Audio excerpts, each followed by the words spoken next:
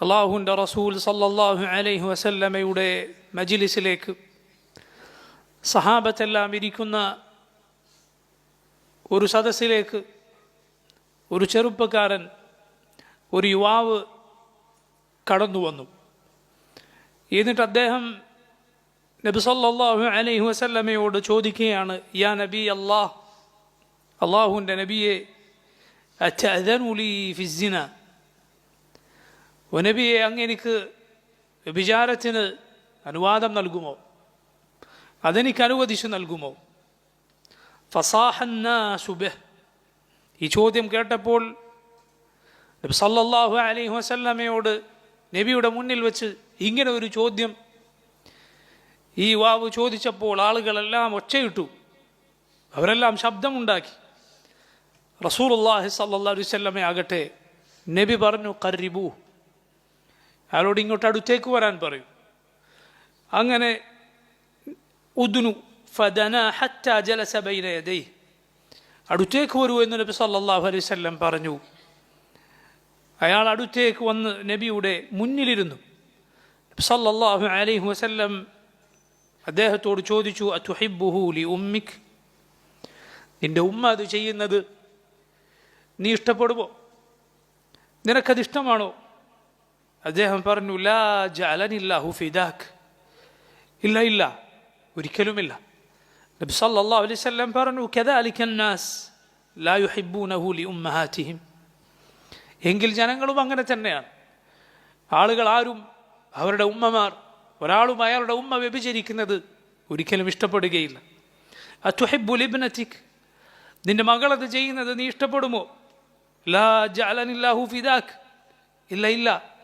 നബി സല്ലല്ലാഹു അലൈഹി വസല്ലം പറഞ്ഞു, കദാലിക അന്നാസ് ലാ യുഹിബ്ബുഹു ലിബനാതിഹിം, ജനങ്ങളും അങ്ങനെ തന്നെയാണ്, ഒരാളും അയാളുടെ മകൾ വ്യഭിചരിക്കുന്നത് ഇഷ്ടപ്പെടുകയില്ല.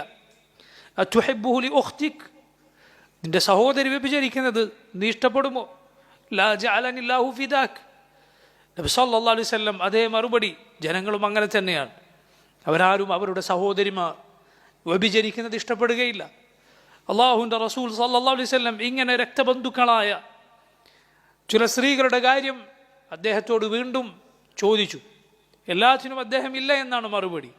നബി സല്ലല്ലാഹു അലൈഹി വസല്ലം അതേ മറുപടി, ജനങ്ങളും അങ്ങനെ തന്നെയാണ്, അവരുടെ ഉമ്മയോ മകളോ സഹോദരിയോ, ഉപ്പയുടെ സഹോദരിയോ ഉമ്മയുടെ സഹോദരിയോ അവർ വ്യഭിചരിക്കുന്നത് അവരാരും ഇഷ്ടപ്പെടുകയില്ല.